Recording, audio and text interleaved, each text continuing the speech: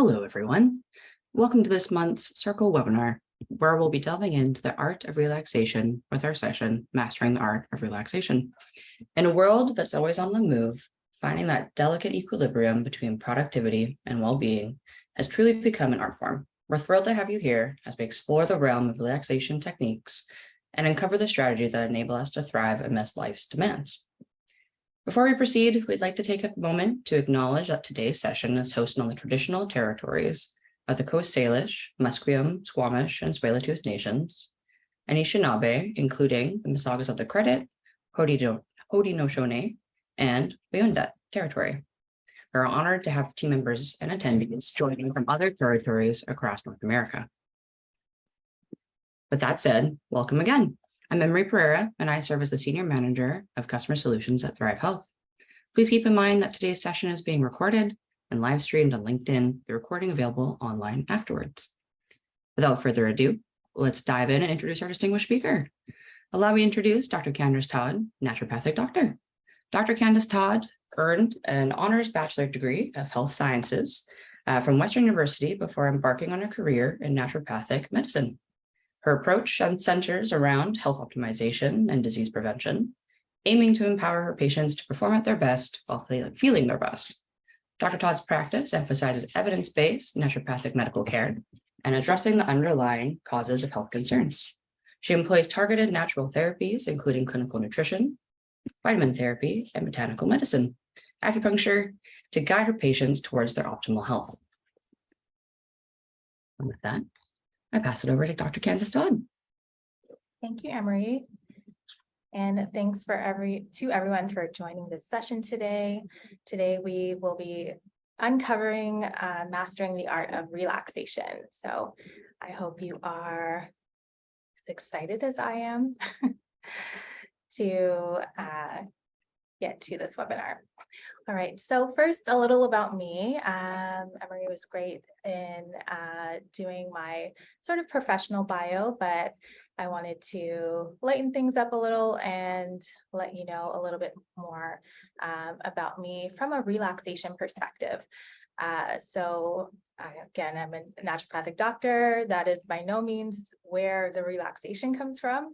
I'm an introvert, so I love to be alone. I recharge when I'm by myself, watching Netflix, doing face masks, doing those self-care Sunday type of things. I love a good Epsom salt bath. I'm a movement enthusiast, meaning I love to just move from walking to weightlifting. I'm on a softball team this summer, which has been great, and a certified vacationist. I love a good vacation. I love just getting away, unplugging, and being able to disconnect from everything. And those vacations are mostly beach vacations, so I love the water as well. So those are some of the ways that I relax. And you'll see today that there are many different ways to relax. It's not just about sort of lying there. All right, next slide, please. So today we'll be going through what is relaxation. We'll be talking about the science of relaxation, the importance of relaxation in modern life. We're going to go through some steps to master the art of relaxation, and as well talk about naturopathic interventions for relaxation. And we're also going to complete this webinar with a quick relaxation exercise. Next slide, please. So today is National Relaxation Day. We thought it would be fitting to have a webinar today on relaxation because it is National Relaxation Day. And you'd think that this was sort of stirred up by managers who wanted to, have their employees have a day of relaxation, a day off to rejuvenate and rest. But no, the observance of National Relaxation Day was actually proposed by a 9-year-old boy from Michigan who just wanted to relax on a hot day. So here we are, many years later, taking time out of your day to, again, rest, rejuvenate, and de-stress. And we're going to delve into the physiology of why that's important today. Next slide, please. Thanks. All right, so relaxation is defined as a state of being free from tension and anxiety.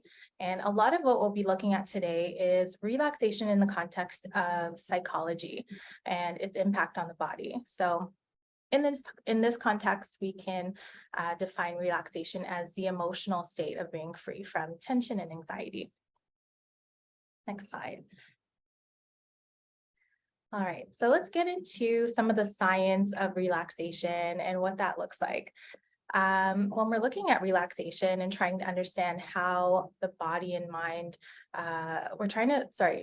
understand how the body and mind react to various stimuli, and how we can promote a state of calmness and tranquility in the body. And there are a few major players when it comes to that. So we're going to sort of go through things from a macro level to a micro level, and it starts with the autonomic nervous system. So this is a branch of your nervous system that regulates involuntary and automatic bodily functions like heart rate, digestion, respiratory rate, and blood pressure. And it has two branches. One is the sympathetic nervous system, which many of you may know as the fight or flight system, and it is active when there is stress.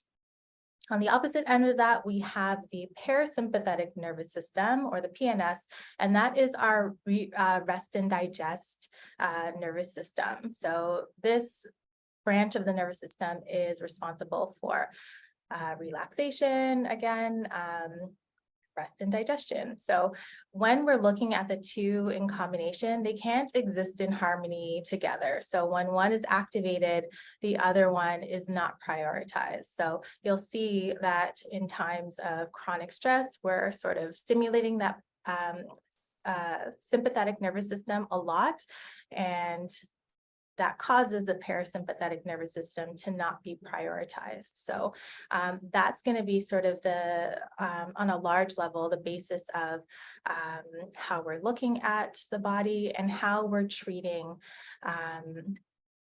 to support relaxation. Next up, we have the relaxation response, and this is really honing in on that parasympathetic nervous response. Again, it is the physiologic opposite of your body's stress system, and it is turned on when your parasympathetic nervous system is activated, and the function that it plays is the opposite of that sympathetic nervous system. We are decreasing heart rate, we're decreasing respiratory rate, we're decreasing blood pressure, and overall we're improving digestion and supporting digestive functions. We're also, on a macro level, supporting relaxation of muscles when we are activating that parasympathetic response. And then on a more micro level, we have another set of players, the hormones and neurotransmitters. So these are the chemical messengers that relay the good and bad information around the body. So the key players when it comes to that stress response and that relaxation response are cortisol. So many of you have probably heard of cortisol. It is our quote unquote stress hormone. It is released in times of impending stress. So even if there is not physical stress there, if you're just sort of thinking about stress, cortisol will be released. And it actually has good and sort of positive and negative benefits. The positive benefits of cortisol are to help us with energy, especially in the morning. It helps us to get up in the morning and get going for the day. It also plays a role in modulating inflammation, but the real problem comes when there is that chronic signaling of cortisol output. So when we have chronic cortisol output, that's when the negative effects come. So we don't want that. Next up, we have serotonin. Serotonin is our quote unquote happy hormone. It contributes to feelings of well-being, happiness, and relaxation. So we want to support serotonin being produced as much as we can.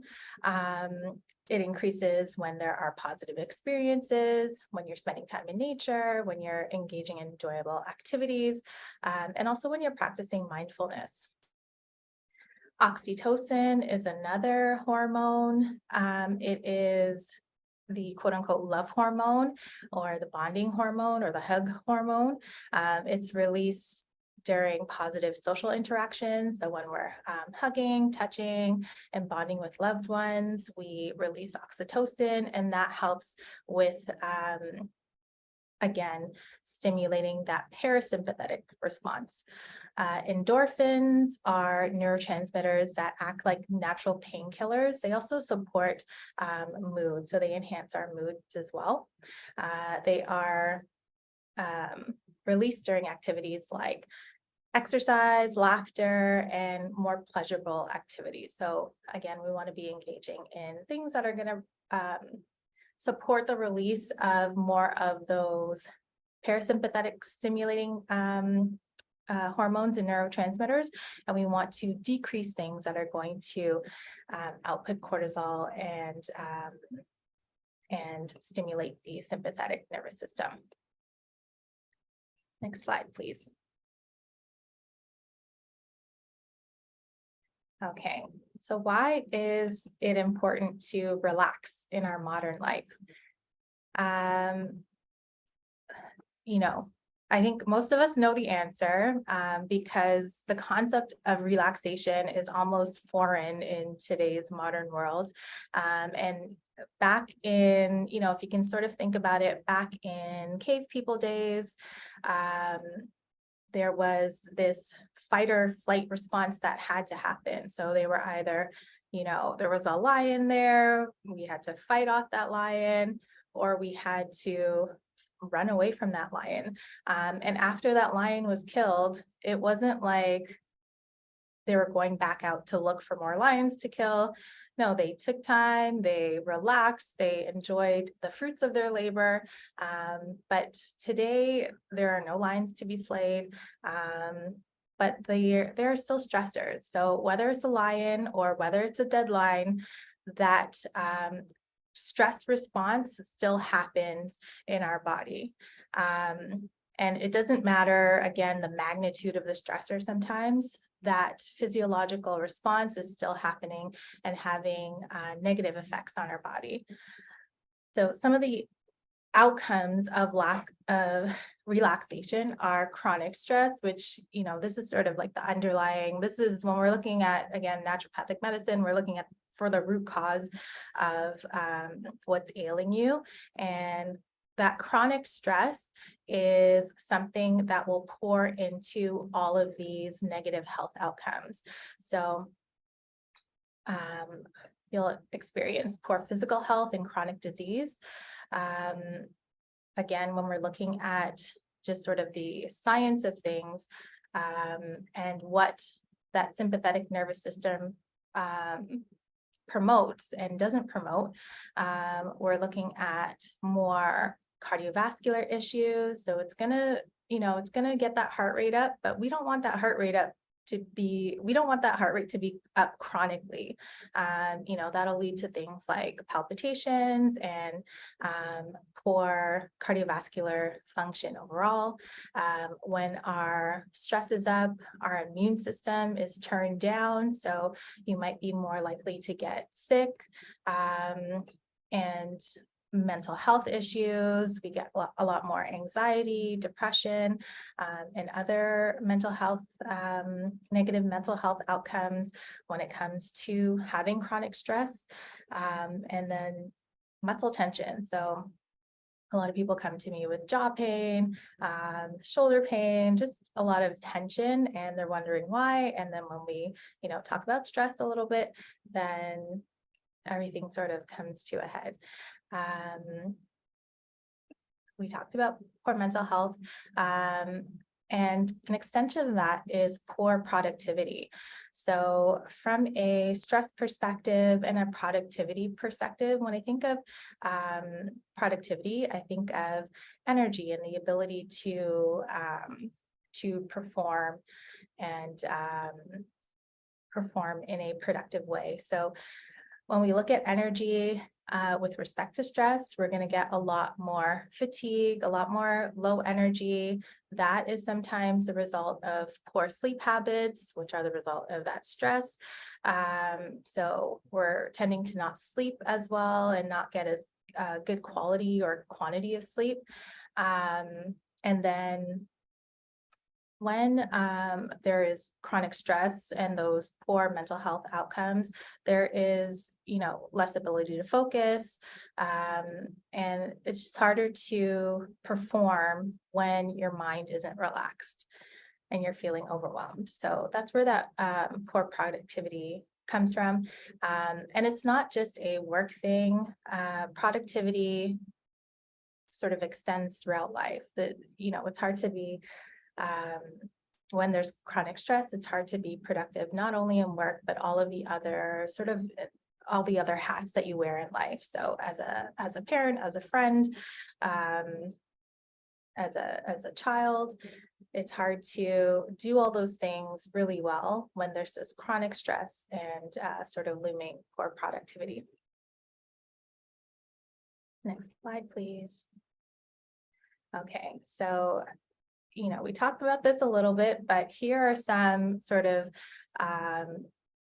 real life signs that you're in need of some rest and relaxation. So if you are someone who is experiencing anxiety or panic attacks, and sometimes it's hard to know what that looks like. So part of the strategy to mastering relaxation is to be mindful of symptoms. And this is where I really want you to pay attention to symptoms so that you can, understand, is this maybe a symptom of chronic stress? So anxiety and anxiety and panic attacks, that can look like feelings of overwhelm. You might get heart palpitations, you might get sweaty palms, and just sweat in general, insomnia or disturbed sleep. So again, when we are chronically stressed, cortisol and melatonin, which is another neurotransmitter that helps us with sleep, they can't exist in the same space. So often people who are chronically stressed and are in need of some relaxation, they'll have poor or disturbed sleep. And that's poor disturbed sleep looks like difficulty falling asleep and difficulty staying asleep. You might get more sweet and salty food cravings. Again, from a physiologic perspective, when we're thinking about stress, and we talked about, cave people and slaying lions and all of that, that stress response helps us to mobilize resources to fight or flight. And that resource in the body is often sugar or blood sugar. It's the fuel that is given to our muscles to help us fight or flight. So you'll often get sort of like blood sugar spikes when it comes to chronic stress. So you might get more sweet cravings.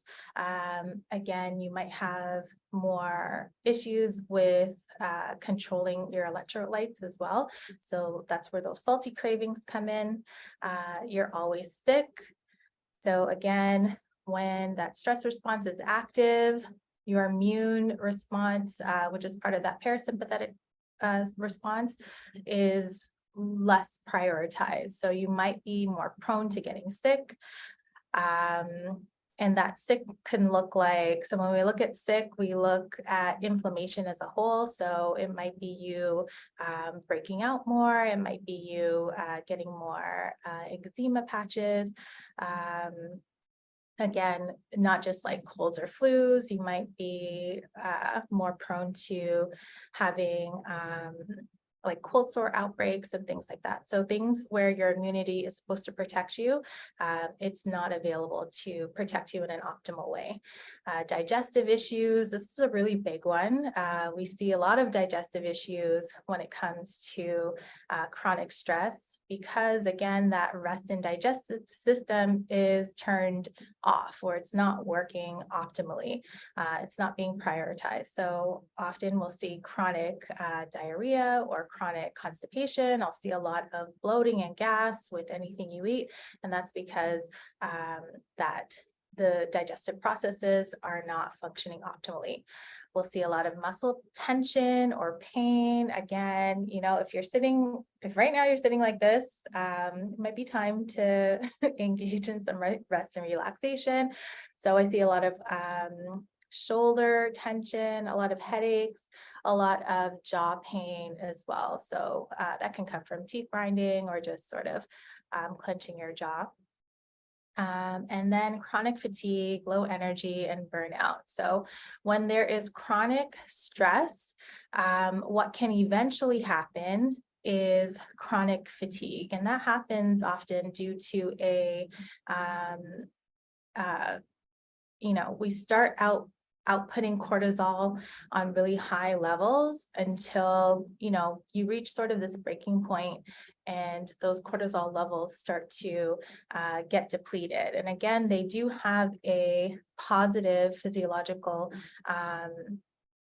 function when it comes to energy. And I often see this like chronic fatigue, low energy, burnout picture when it's just been long-standing chronic stress. So we're going to get into that burnout a little bit more because it is something that is super prevalent amongst Canadian workers. Next slide. Okay, so according to a December 2021 study done by Mental Health Research Canada, 1 in 3 people, Canadian workers report feeling burnout. And this is actually under a low statistic. It's actually a little bit higher than one in 3. And this is based on online data from over 5,500 respondents. So this is, pretty large sample size, but, and it was in the height of the pandemic, but these feelings have not gone away. So again, what is burnout? Burnout is a state of emotional, physical, and mental exhaustion caused by excessive and prolonged stress. So we definitely want to be doing steps to prevent burnout where we can and maintain a healthy work-life balance. So how do we get this? All right, so now we're going to engage in a 3-step approach to mastering the art of relaxation. This is, things that I want you to be mindful of so that we can mitigate that stress response. So it's going to start with mindful practice, then stress reduction techniques, and self-care and time management. So mindful practice. When we're looking at mindful practice, next slide, please. When we're looking at mindful practice, this is really the first step towards developing a healthy relaxation response. It involves being fully present and aware of your thoughts, feelings, and sensations without judgment. This mindfulness helps you to let go of worry about the future and regrets about the past. And for many people, there is little awareness of the signs of stress. So being mindful in this way is really a practice of being aware of, again, some of those physical symptoms that might be manifestations of stress that you can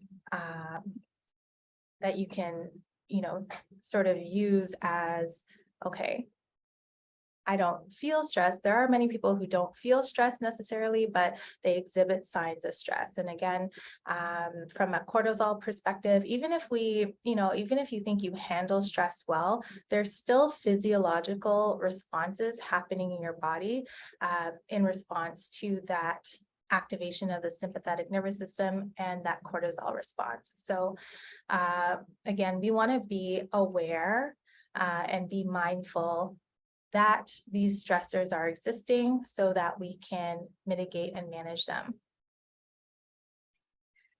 So next up, we have stress reduction techniques. Next up, I encourage people to incorporate various stress reduction techniques so that they can mitigate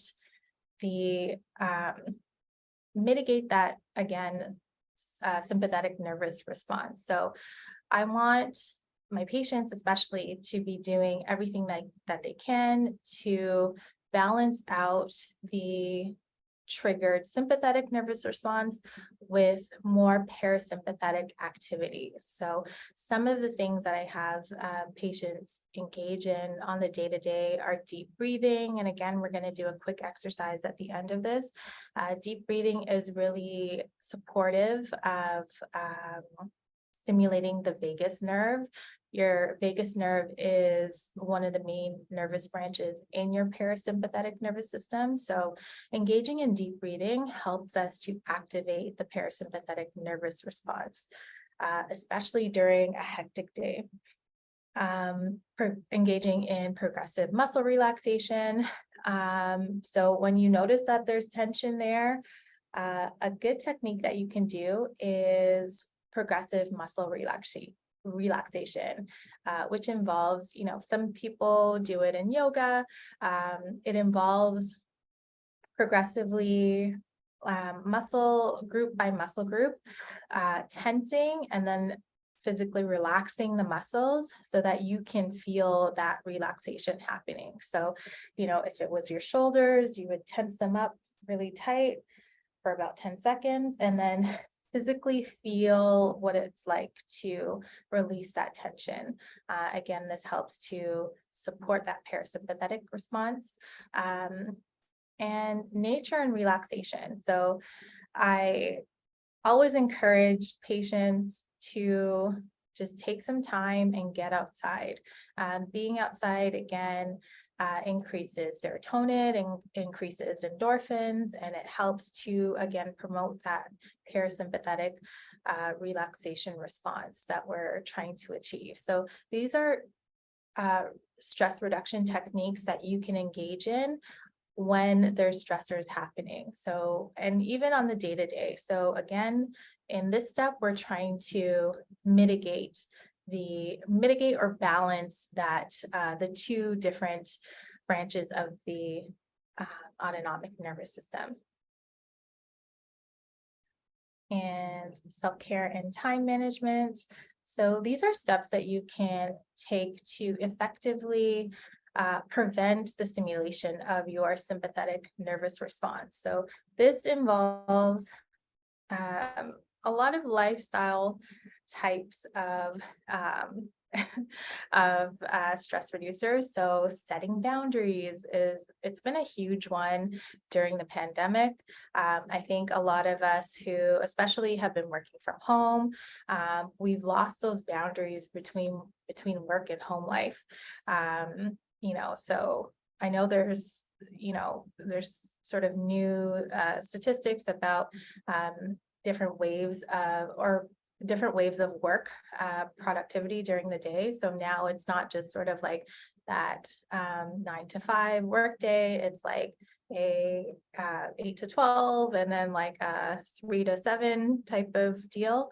But it is important, even if you thrive in, different sort of working styles or, different sort of time blocks, it is important to continue to set those boundaries, one, around your time and around your capacity to do work. It is very important to say no to work sometimes, because, again, we're trying to prevent overwhelm, being overburdened, and activating that sympathetic nervous system when it doesn't have to be.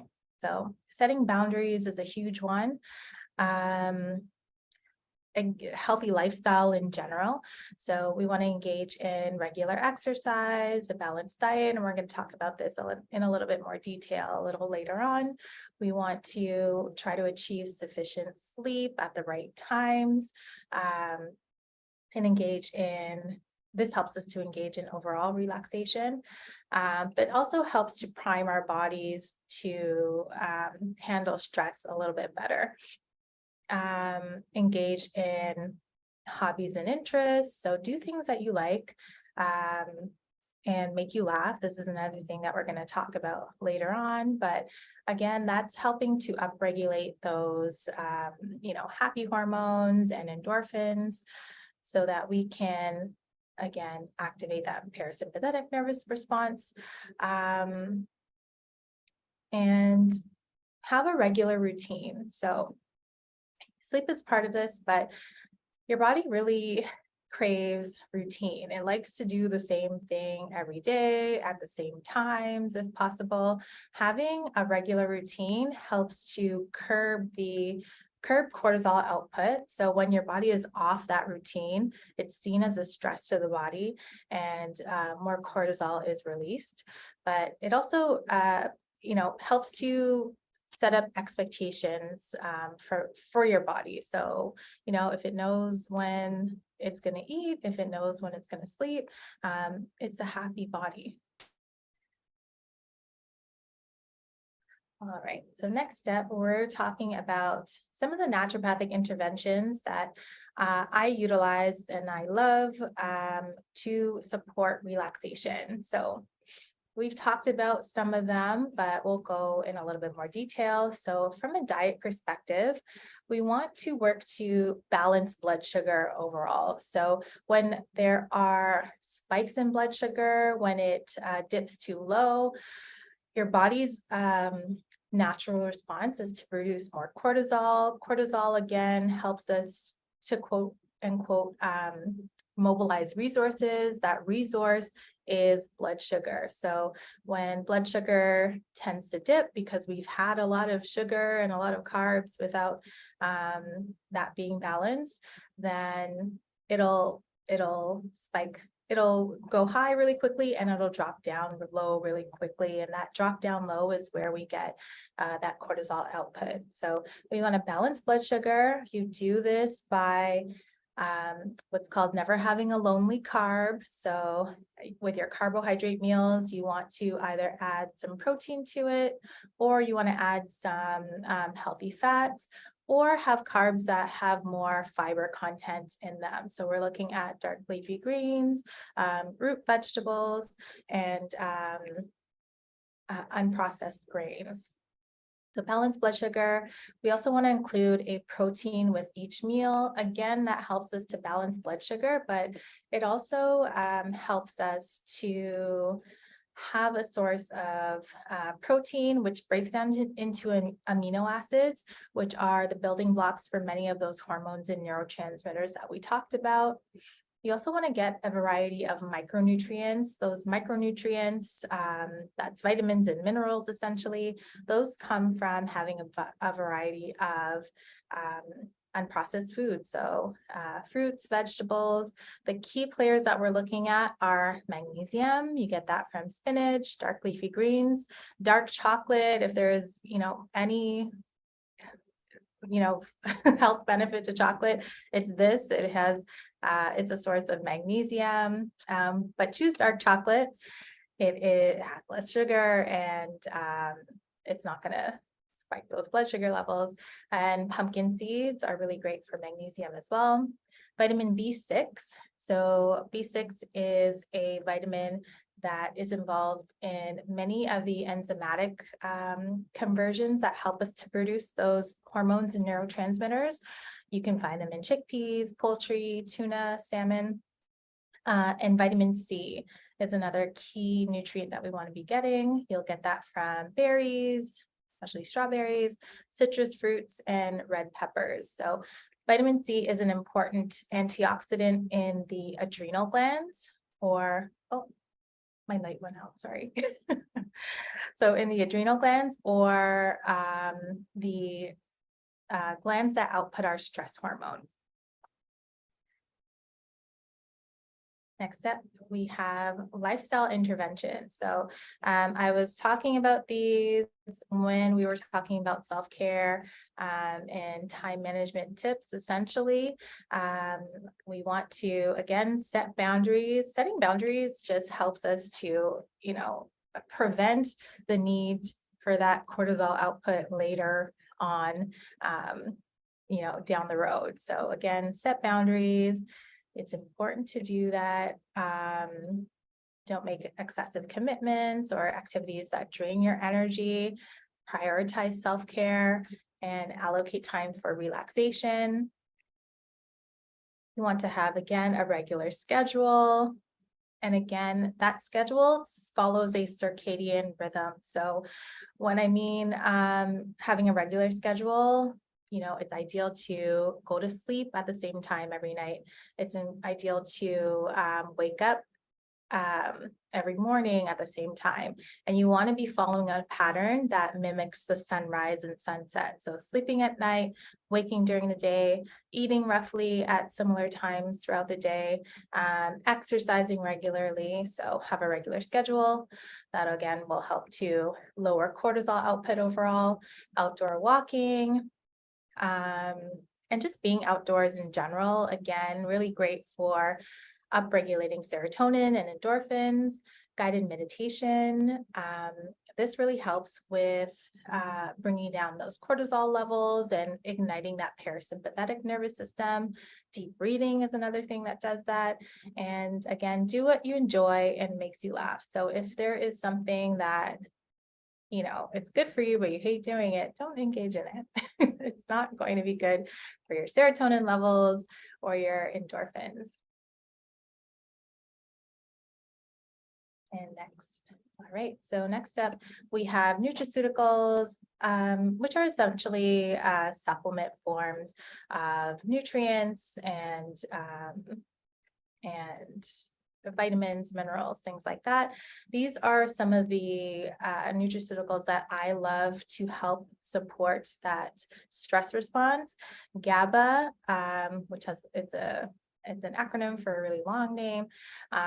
It is an inhibitory neurotransmitter that we produce endogenously, but can be depleted by things like alcohol intake, excessive alcohol intake, and even high amounts of cortisol. So it works to sort of turn down the, when you think of anxiety, for example, everything's sort of firing in the brain. It helps to turn that off and turn it down. So GABA, really amazing. L-theanine is an extract from green tea. It is really great at helping to support relaxed focus. So if anyone has issues with focus and it's difficult to relax, this is a really great nutraceutical for you. Vitamin B6, again, not just in food form, it is really important for all the production of many of your neurotransmitters and hormones. And then we have magnesium in two forms. So magnesium bisglycinate. Magnesium is a mineral that helps with overall relaxation. What it's connected to determines some of its function and like how it's absorbed. So a magnesium bisglycinate is probably one of the better forms of magnesium for absorption. And then magnesium threonate is a magnesium that can cross the blood-brain barrier. So that'll have more positive effects on cognitive function and sort of calming from that aspect. You'll see magnesium in different forms, magnesium citrate, magnesium oxide, which is why it's important to connect with a healthcare practitioner to, one, discern between the different types and see what's right for you. Next slide, please. One of the sort of one of my most used modalities when it comes to relaxation and calm is herbal medicine. So herbal medicine has a branch of herbs that are called adaptogens, which essentially help the body to adapt to stress. And you'll find different types of herbs, some that are more calming, some that are more sort of energetic in a non-stimulating way.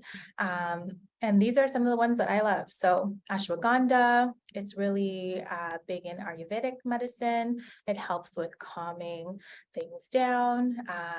Rhodiola, again, helps your body to adapt to stress.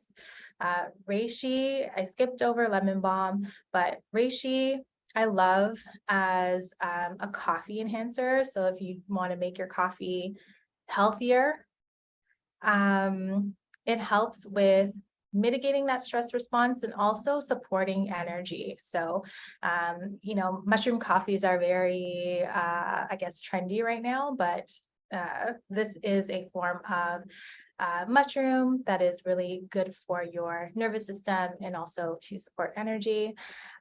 Lemon balm, chamomile, lavender, all really great as teas. All have more anxiolytic or anxiety calming effects. So I like to dose these before bed because some of them can have more sedative properties. So like they can help you go to sleep. Lavender also and lemon balm also really great as essential oil. So there are many ways that herbal medicine can be used and utilized in your life. And finally, we have acupuncture. So acupuncture is another modality that naturopaths use when it comes to their treatments, and it's super effective when it comes to both acting on your nervous system. So it has activities that modulate the sympathetic and the parasympathetic nervous system. So it can help to, depending on what points you use, it can help to calm down the sympathetic nervous response and then stimulate the parasympathetic nervous response. And for anyone who doesn't know, acupuncture is the use of very tiny needles inserted into different acupuncture points throughout the body to stimulate those effects. All right, and finally, I'm going to take everyone through a quick exercise called box breathing. Box breathing is a form of deep breathing that you can utilize in your day-to-day life. So again, one, being mindful. So if you are feeling those signs of tension and stress and they're creeping up on you, take some time to be mindful and then implement one of those stress reducing techniques like box breathing or deep, which again is a form of deep breathing to help you curb that triggered sympathetic nervous response. So if everyone will quickly do this with me. So I just want everyone to get relaxed, get comfortable, shake out any tension that you have in your shoulders, in your neck, massage out that jaw a little bit, get in a comfortable position. And we're going to, I'm going to take you through it first and then we'll do it together. So we're going to inhale deeply into our bellies for 4 seconds. We're going to hold for 4 seconds. We're going to exhale for 4 seconds. And then we're going to hold for 4 seconds. And you can repeat this 4 to 5 times to help your body to get back into that parasympathetic state. So everyone will close their eyes. Okay, we're going to start with a big inhale. 1, we're going to hold for 4, 3, 2, and 1. Exhale for 3, 2, and 1, and hold for 3, 2, and 1. Inhale, 4, 3, 2, 1, hold, 4, 3, 2, 1. Exhale, 4, 3, 2, 1. Hold, 4, 3, 2, 1. One more time. Breathe in, 4, 3, 2, 1. Hold, 4, 3, 2, 1. Exhale, 4, 3, 2, 1. And hold, 4, 3, 2, and 1. All right, guys, you can open up your eyes. That was a really quick way to do that box breathing. And I hope you feel, a little less tension, a little bit more relaxed now. And we can get on with any questions if anyone has any. And I see a few in the chat. Well, thank you, Candice. Appreciate all that. Feeling very relaxed now after that box breathing exercise. We do have a few, so I'll just read them to you and then you can take it away. Starting with the first one. So we have, can you share some practical examples of how naturopathy has successfully facilitated relaxation in patients? And then are there specific naturopathic techniques or therapies that have proven to be particularly effective? Yeah, so one of my go-tos is always going to be acupuncture. So for any patients that can come in and aren't afraid of needles, so needle phobia is a real thing. If you're not afraid of needles, acupuncture is a really great way to stimulate different areas of the body that help to increase that sympathetic nervous response. And there are studies on this as well. GABA is another one. So GABA with L-theanine, so that combination is super effective in many of my patients. I think it's probably my most prescribed supplement. But again, you want to speak to your healthcare practitioner and make sure that it is the right thing for you. But great studies on the impact of GABA and how it can reduce that stress response. And then magnesium, only because it is a mineral that people are notoriously deficient in. We're not eating enough dark chocolate, I suppose, but magnesium is super effective and, really easy to implement, especially before bedtime. Awesome. I love that. We have another one. This one's more around burnout. So as burnout can manifest differently in individuals, what are some common signs that healthcare professionals should look out for in themselves and their colleagues? And how can they incorporate relaxation strategies into their busy schedules to prevent burnout? So again, burnout is, sort of this, it like goes beyond like chronic stress till now you're feeling just like completely worn out, exhausted. Sorry, I just saw a new question come in. So I was looking at that. But yeah, you're feeling worn out and exhausted. So, that fatigue and like that exhaustion, feeling worn out, it's a question that I ask my patients. Are you feeling like depleted is what I usually say. So they'll experience that feeling of depletion. You might also get appetite changes. So whether that is eating more or eating less, like, you're just not even interested in food anymore. And then a lot of people will have sleep changes as well. So again, difficulty falling asleep or staying asleep when that burnout is manifesting. And again, how can you incorporate relaxation strategies into your busy schedule? Something like that box breathing is really easy, but again, it takes that mindfulness and that awareness to know that, okay, I'm not feeling like optimal right now. Like I could feel a little better. I could use a little bit of relaxation. So it does take that awareness, but having it a practice to do that, something like deep breathing, few points during the day. Maybe we do it after lunch, or, you know, we schedule a break for 15 minutes in the morning, and in the afternoon, where we can again tap into that parasympathetic nervous system. Something like that is really, one, easy to incorporate into your day and really effective as well. That's awesome. I really like how you use the word depleted to characterize burnout. I think that's like such a good way to characterize. Awesome. Well, thank you for answering that one. Then we have another one. So what scientific evidence supports the connection between relaxation techniques and increased productivity? Are there specific brain mechanisms or neurochemical changes that explain this correlation?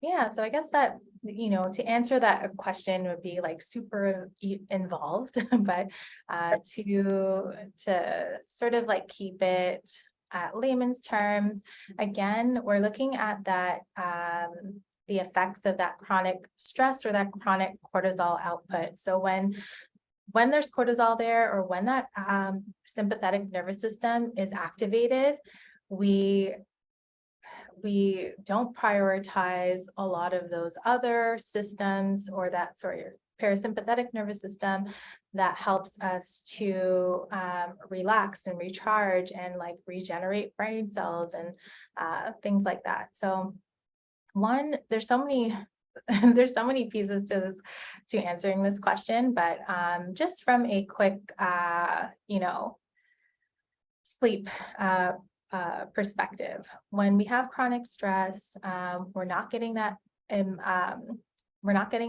supportive quality sleep or good sleep quantity. We're not sleeping enough. That sleep is that time where we sort of recharge and rest and rejuvenate from a cellular perspective. So, you know, even something as small as that, when we're not getting like good sleep as a result of that chronic stress, it can have major effects on focus, on attention, on memory, and there's a lot of evidence around that.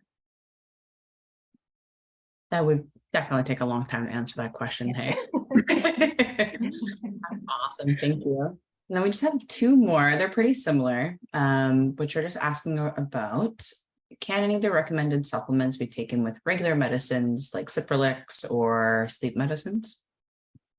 Yeah, so again, it's important to speak to your healthcare practitioner when, you know, combining any nutraceuticals or supplements with your medications. But in general, GABA is pretty safe. It should have similar impact. So if you're feeling like you're not getting the impact from your Cipralex, or even your sleep medications, we can throw in some GABA in there to compound the effects. But again, we want to be safe. Make sure that you speak to your healthcare practitioner, because, you know, compounding those effects might have, you know, a really great effect for you. So important to speak to your healthcare practitioner. Awesome. Well, thank you very much.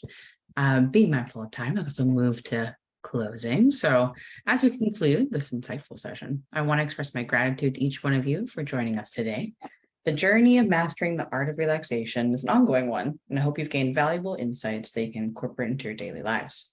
A special thank you to esteemed speaker, Dr. Candice Todd, for sharing her expertise and shedding light on the transformative potential of naturopathic approaches to well-being. And for those interested in exploring how Circle can further enhance your well-being, please visit the website displayed on your screen. And once again, thank you all for your active participation and for generously sharing your time. Stay well and take care.